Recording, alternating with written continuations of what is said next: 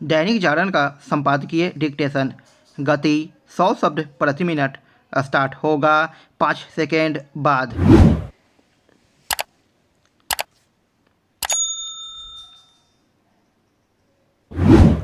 Start. Uttarkashi में एक निर्माणाधीन सुरंग में 17 दिनों से फंसे 41 श्रमिकों को सकुशल निकालने में जो सफलता मिली उससे इन श्रमिकों के स्वजनों राहत बचाव कार्य में जुटे सैकड़ों कर्मियों अधिकारियों के साथ देश के आम लोगों ने भी चैन की सांस ली। सभी श्रमिकों को सुरक्षित निकालना एक चुनौतीपूर्ण कार्य था। इस चुनौती को इससे समझा जा सकता है कि श्रमिकों को सही सलामत निकालने के अभियान में 1 दर्जन से भी अधिक एजेंसियों को जुटना पड़ा। यह अभियान खुशखबरी लेकर आया तो इसलिए कि केंद्र और राज्य सरकार ने पूरी ताकत झोंक दी थी। इस अभियान को अंजाम देने वालों ने जिस तरह विषम परिस्थितियों और रह कर सामने आई अनेक बाधाओं के बाद भी हार नहीं मानी, उससे वे सराहना के पात्र बनते हैं। सराहना सुरंग में फंसे श्रमिकों की भी करनी होगी, क्योंकि उन्होंने अपना धैर्य नहीं खोया और अपने मन में आशा की यह ज्योति जगाए रखी कि वे जिंदगी की जंग जीतकर रहेंगे। वास्तव में कठिन परिस्थितियों में यही भाव मानव मात्र को संकट से उबारता है। इस अभियान ने देश दुनिया को यही संदेश दिया कि यदि लगन और मेहनत से कोई कार्य किया जाए तो उसमें सफलता मिलती ही है। इस अभियान ने राहत और बचाव कार्यों के मामले में देश की क्षमता एवं विशेषज्ञता के साथ ही विभिन्न एजेंसियों में समन्वय की महत्ता को रेखांकित करने के साथ यह भी बताया कि टीम भावना किसी कठिन कार्य को सफल बनाने में किस तरह सहायता बनती है।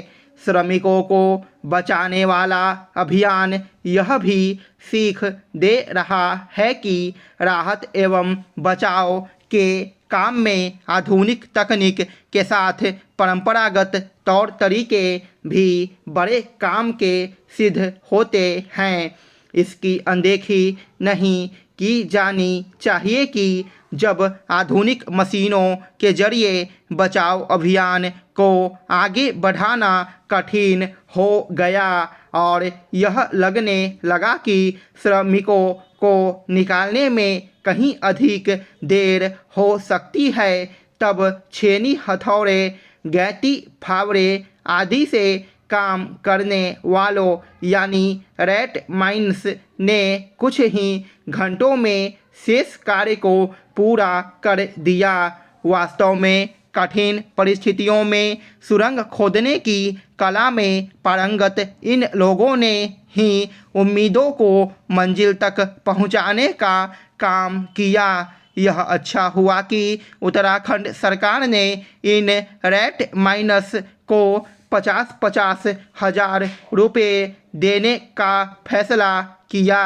राज्य सरकार ने सुरंग में फंसे श्रमिकों को भी 1-1 लाख रुपये दिए हैं। यह राहत की बात है कि ये सभी श्रमिक स्वस्थ हैं और अपना मनोबल बनाए हुए हैं। निसंदेह प्रधानमंत्री से बात करने के बाद उनका मनोबल और अधिक बढ़ा होगा। अब आवश्यकता उन कारणों की तह में जाने की है जिनके चलते 4 धाम परियोजना की निर्माणाधीन सुरंग में यह हादसा हुआ। यह ठीक है कि केंद्र सरकार के साथ उत्तराखंड सरकार ने भी सभी सुरंगों की समीक्षा करने का फैसला किया है, लेकिन यह सुनिश्चित किया जाना चाहिए कि यह काम ढंग से हो। भारत द्वारा G20 की अध्यक्षता ग्रहण करने के 365 दिन पूरे हो गए। यह वसुधैव कुटुंबकम और एक पृथ्वी, एक परिवार और एक भविष्य की भावना को प्रतिबिंबित करने और इसे जीवंत बनाने का क्षण है। जब भारत को यह जिम्मेदारी मिली थी तब विश्व विभिन्न चुनौतियों से जूझ रहा था। कोविड महामारी, बढ़ते जलवायु खतरे, वित्तीय अस्थिरता और विकासशील देशों में ऋण संकट जैसी चुनौतियां सामने थी। कमजोर होता बहुपक्षवाद इन चुनौतियों को और गंभीर बना रहा था। प्रतिस्पर्धा के बीच विभिन्न देशों में परस्पर सहयोग की भावना में कमी आई और इसका प्रभाव वैश्विक प्रगति पर पड़ा। G20 का अध्यक्ष बनने के बाद भारत ने GDP केंद्रित सोच से आगे बढ़कर मानव केंद्रित प्रगति का विजन प्रस्तुत किया। भारत ने दुनिया को यह याद दिलाने का प्रयास किया कि कौन सी चीज़ हमें जोड़ती है। हमारा फोकस इस पर नहीं था कि कौन सी चीज़ें हमें विभाजित करती है। इन प्रयासों से वैश्विक संवाद आगे बढ़ा और कुछ देशों के सीमित हितों के ऊपर कई देशों की आकांक्षाओं को महत्व दिया गया।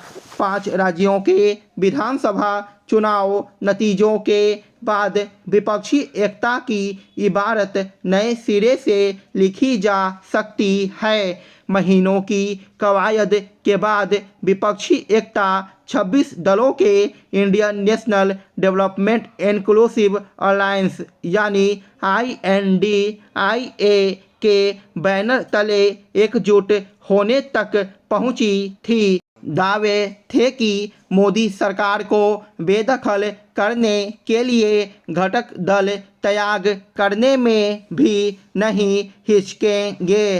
संकेत था कि 5 राज्यों के विधानसभा चुनावों में तमाम घटक दलों के बड़े नेता प्रचार करते दिखेंगे, जिससे अगले लोकसभा चुनाव से पहले ही विपक्ष के पक्ष में कुछ हवा बनती दिखेगी। लेकिन हुआ एकदम उलट। इन चुनावों के दौरान विपक्षी गठबंधन दिखना तो दूर, उसकी चर्चा तक सुनाई नहीं पड़ी। हर हाल में एकजुटता के वादे के विपरीत गठबंधन के कुछ घटक दल न केवल आपस में ताल ठोकते नजर आए, बल्कि एक दूसरे को पटखनी देने के राजनीतिक दांवपेच आजमाने में भी उन्होंने कोई संकोच नहीं किया।